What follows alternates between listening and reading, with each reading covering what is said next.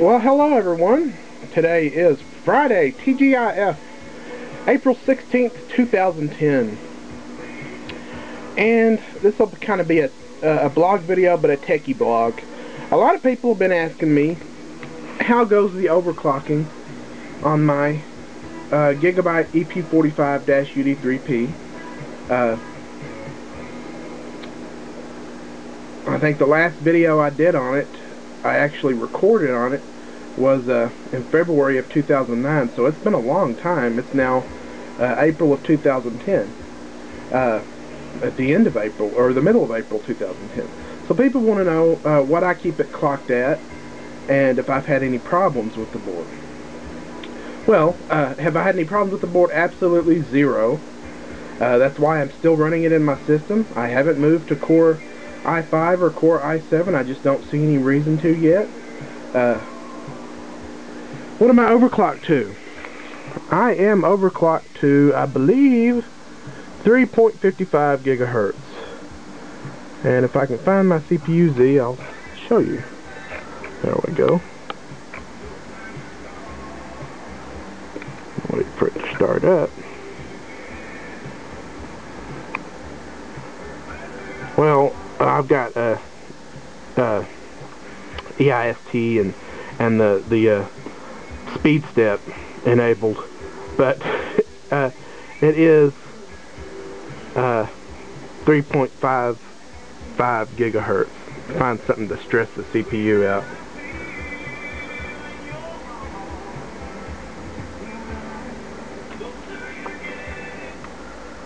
Let's see. Okay, now I got Intel burn test running, just one loop, just to get it stressed. So as you can see, I'm running at 33, I think that's what that says, 0.01 megahertz. Watch them CPU temperatures climb. They haven't started climbing yet.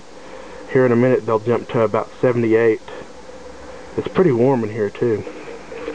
So yeah, 3552.8 megahertz according to CPU ID. That's with an 8x multiplier and 444 bus speed. And the reason that's set up that way, 444 bus speed, is that's pretty much the highest bus speed that this board is capable of with a quad-core processor, or at least with this processor. I don't think it's a speed limit of the board itself, because I know the board with dual-core processors is fully capable of going well into the 500 megahertz range. I think that it's a limitation of the processor itself. It just does not like anything. It won't even boot at anywhere over 450 megahertz front side bus speed, even if you lower the multiplier down. So, let's zoom out a little bit here.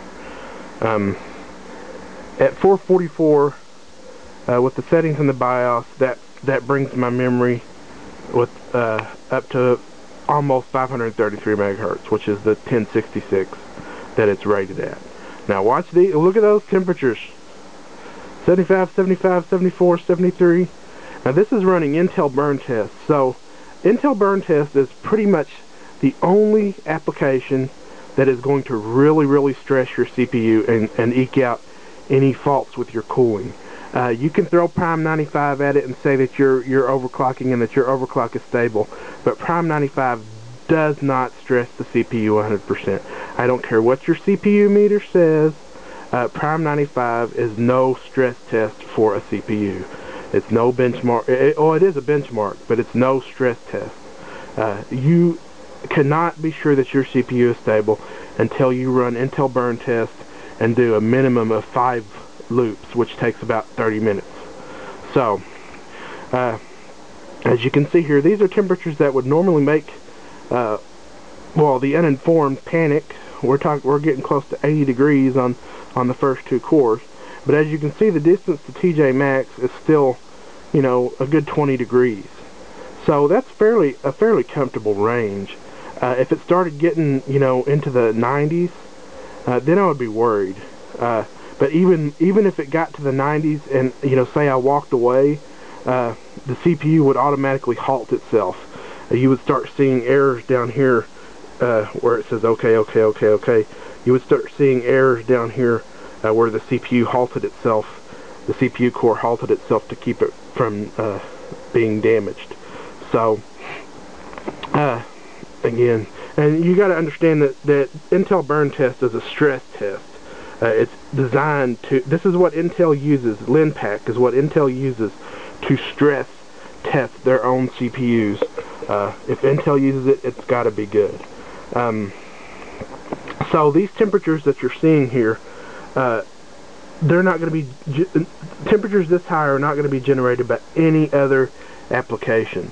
Prime 95, running on all 4 cores, the temperature doesn't even break 55 degrees on these things. So that shows you how much Intel burn test really stresses your CPU.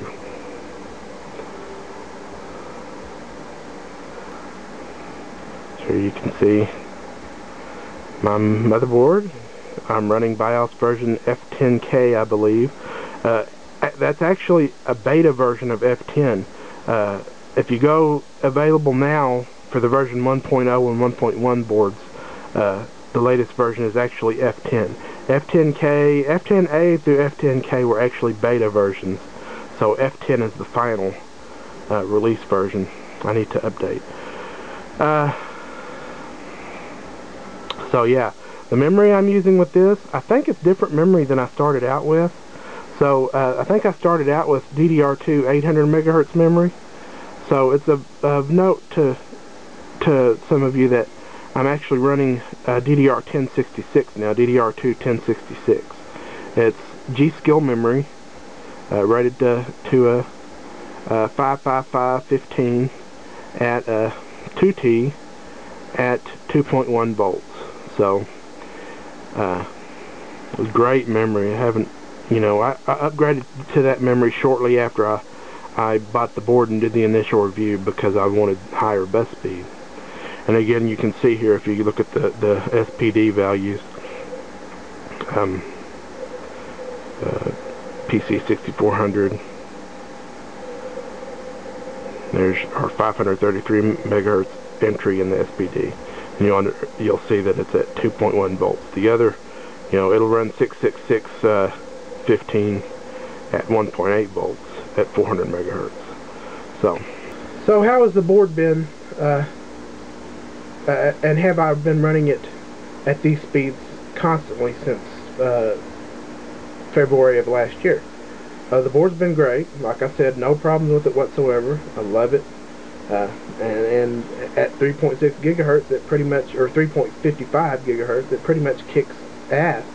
There's no reason to upgrade to Core i5 or i7 yet, and that combined with financial, you know, concerns is the reason that I haven't upgraded to you know, a newer system. It just does everything very well. I do keep it running at 3.55 gigahertz almost constantly. If it's a really warm day and I don't have my air conditioner on and I'm not doing anything really important, sometimes I'll jump into the BIOS and I have a profile in there for 3.2 gigahertz that lowers the voltages down considerably and therefore causes the computer to output quite a bit less heat. So every once in a while I'll do that, but not very often. And with the fact that I have E1ST and the thermal throttling and all that kind of stuff enabled now, you know, it tends to keep itself pretty cool unless I'm doing some video rendering, in which case the room can heat up rather fast. Or gaming. Good lord, that GTX 280, and yes, I still have the same GTX 280 I had in February 2009. It pumps out a lot of heat, like a little blast furnace. So, overall opinion, 14 months later. 14 months! Can you believe it's been that long since I got the Gigabyte EP45 UD3P and my wonderful quad-core Q9450 overclocked to 3.55 gigahertz. Well, I have to say, it's still kick-ass. It's still rocking. It's in a different case now, so it runs much cooler, but it's still kicking ass, and to be honest, I plan to keep the system for another year probably before I'll upgrade. Word is that Intel's bringing out another new socket. How many different sockets can they have? My God.